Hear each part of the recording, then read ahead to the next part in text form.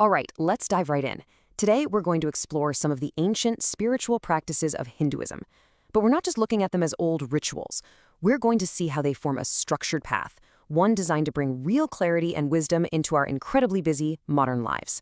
But first, let's start with a problem I think we all feel. We live in a world just filled with endless noise, endless distraction. So how on earth do we find any real focus, a sense of purpose? It's a huge universal challenge, and today we're going to see how one very ancient tradition offers a pretty compelling solution. So here's our roadmap for this journey. First, we'll define what's called the modern crisis of faith. Then, we'll get into the ancient solution, covering everything from inner purification and invoking the divine, all the way to the core practice of Gayatri sadhana. And finally, we'll look at the rules that help tie it all together in daily life. Okay, so first up, let's really get a handle on the unique spiritual crisis of our time. You know, for most of history, crises were things you could see, like a famine or an invasion.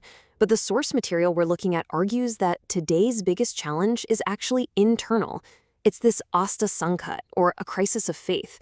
This isn't about some enemy outside our gates. It's what happens when our own inner world gets taken over by selfishness, and we kind of lose touch with any higher ideals, which, as you can imagine, leads to that all-too-familiar feeling of inner turmoil. So, if that's the problem, what's the solution? Well, the text points to a time-tested framework, one that was practically designed to deal with this very kind of crisis. And that solution is called Yajna Upasana.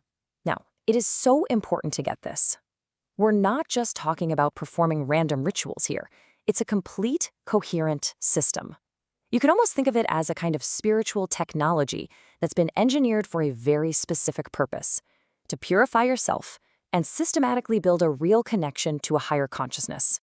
So before you can connect with anything outside yourself, you've got to prepare the vessel, right? This next part is all about that essential groundwork, getting your own mind and body ready. The preparation begins with a few simple but really symbolic actions. You've got akamana, which is kind of like giving your mind and emotions a cleansing bath. Then there's shikavandanam, where you touch a point on your head that's seen as an antenna for receiving divine thoughts.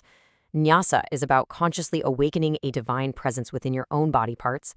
And then sankalpa, where you state your intention out loud, which is a powerful way to strengthen your resolve. Next up is a practice you've probably heard of, pranayama. But in this context, it has a very specific goal. This isn't just breathing exercises. It's the conscious and deliberate control of prana, or life force, using your breath, with the direct aim of boosting your physical, mental, and spiritual power. Now, this is where it gets really interesting, because it's all about the intention behind each part of the breath. When you inhale, that's paraka. You're visualizing yourself drawing in the life force of the entire universe. When you hold the breath, anta kumpaka, the idea is to let that divine energy soak into every single cell.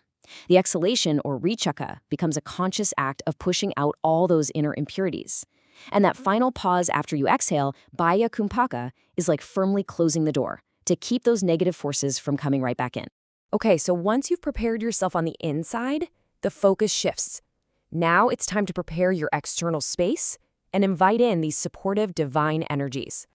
Two key symbols are used to create this sacred space. The kalash, or water pot, isn't just a pot of water. It's a mini representation of the entire cosmos, a symbol of peace and creation. And the deepak, the lamp, represents that divine consciousness that's in everything, as well as the flame of your own inner light. Together, they represent the two core pillars of this practice that we'll explore more, Gayatri and Yajna. The practice also involves invoking divine energies, which are really just understood as different facets of one single consciousness. And this table illustrates that perfectly. You have pairs like Uma Mahesh, who represent system and control, the basic order of the universe. Lakshmi Narayana represent prosperity and righteous abundance. And Vani Hiranyagarbha represent the power of speech and emotion. It's really a framework for understanding all the balanced forces you need for a harmonious life. And this right here is a crucial point. The source emphasizes that the real power behind any of these rituals comes from just one place: sincere feeling. Gods exist in feeling, which means just going through the motions mechanically is useless. The entire practice is fueled by your inner state, by your heartfelt emotion, or bhava. This brings us to the absolute heart of the entire system. This is the central practice, and it's known as Gayatri Sadhana. Now, to really get Gayatri, we have to distinguish it from something called Savitri. So think of Savitri as the tangible, physical power of the sun, the raw energy that fuels life and gives us material abundance.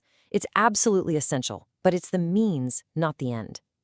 Gayatri, on the other hand, is the subtle, spiritual power that this energy carries. It's the force that awakens prajna, that's higher wisdom, discernment, and right thinking, and that is the ultimate goal. So, what happens when you practice this with real sincerity? Well, the effects are described as nothing short of profound. It helps grow pure or sattvic qualities, and it awakens your sense of discernment.